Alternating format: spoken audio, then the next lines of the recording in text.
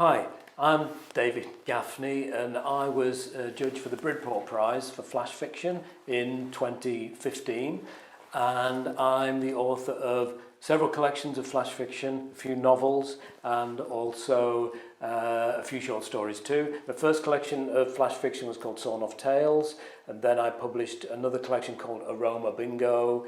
After that, I published a book called The Half-Life of Songs, and then I went back to the Sawn Off Tales idea and published a book called More Sawn Off Tales.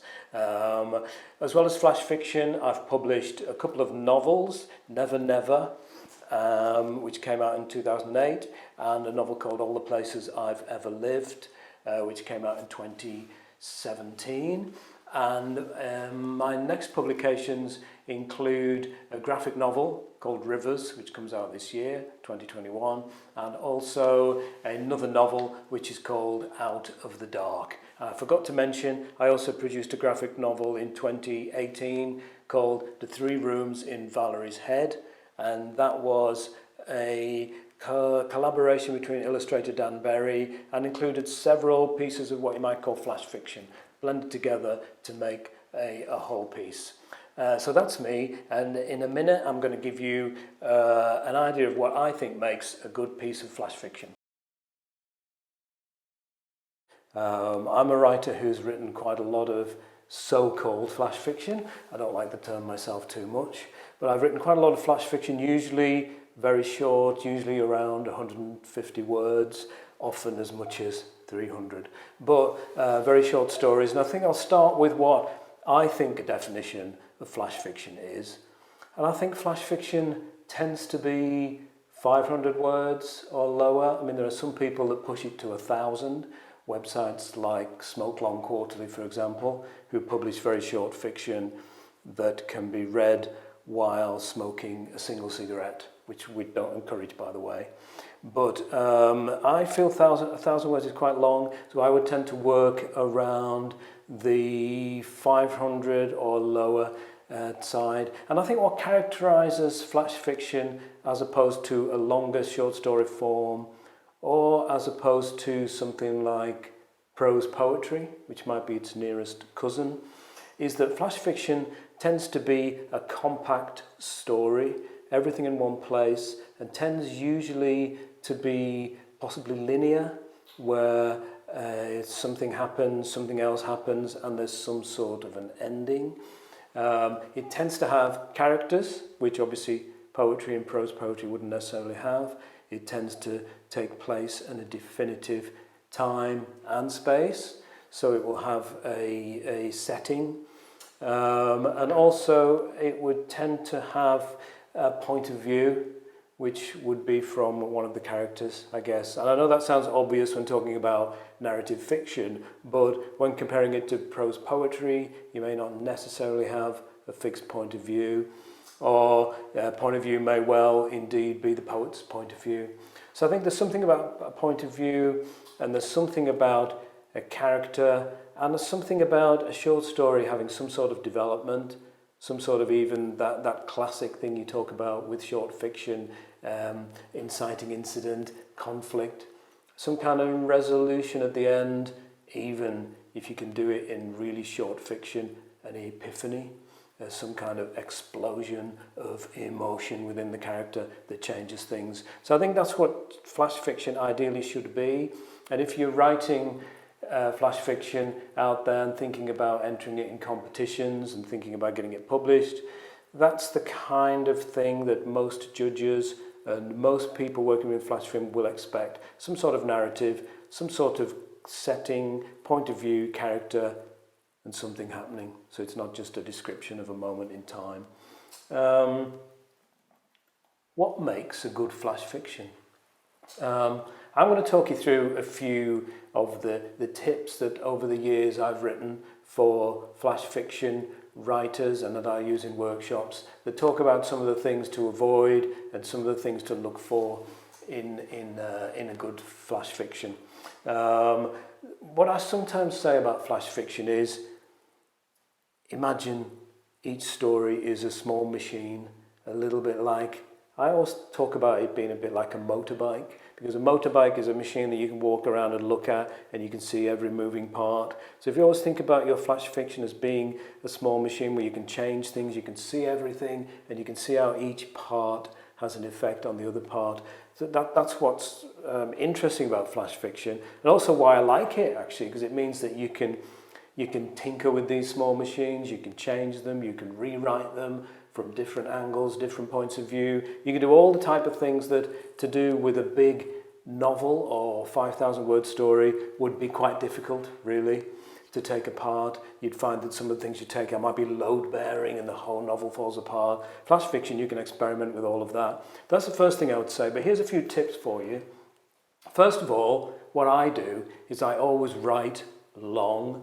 Not everybody does this. There are some practitioners like Tanya Hirschman, for example, who tends to write to the exact time frame or word count that she's been asked to or wants to. But I tend to write longer. And why I write longer, I might write even as long as 1,000 words, even 2,000 words to find my 150 word story. And that's because I see the writing as an inquiry process, investigating the story. I'm trying to find out, well, I've got this idea of characters, I've got this idea of place, I've got this idea of things that can happen, but I don't quite know where that small thing that is going to become my flash fiction lives within this narrative. So it might live in the middle, it might live at the end, it might live at the beginning, it might be dotted around in this narrative in different points where I need to cram it together. So that's why I start long and go short. So that's my first tip.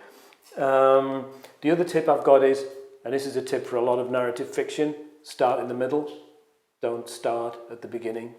Plunge the reader right into what's happening, and then they'll become interested in the world you've created right away, and you haven't got a lot of space in flash fiction to write preambles and introductions to the space and the people and the places. So I would say a key thing is start in the middle. Don't use too many characters.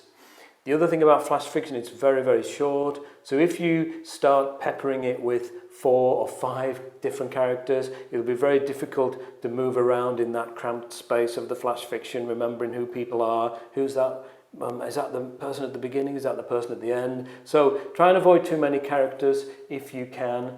And also you won't have much time to describe your characters in flash fiction, so you haven't got a lot of space for description. So always think about, well, if I'm having 1 or 2 characters, my descriptions are going to have to be really to the point, and I may only be able to pick out one thing about a character that is key physically, for example, that is key for the reader to know.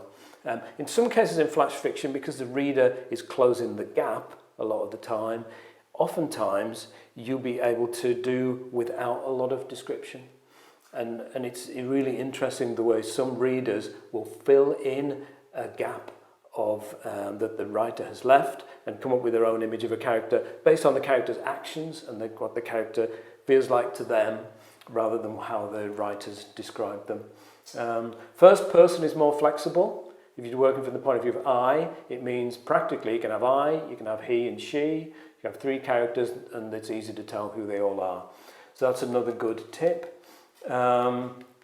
Make sure that the ending is not at the end.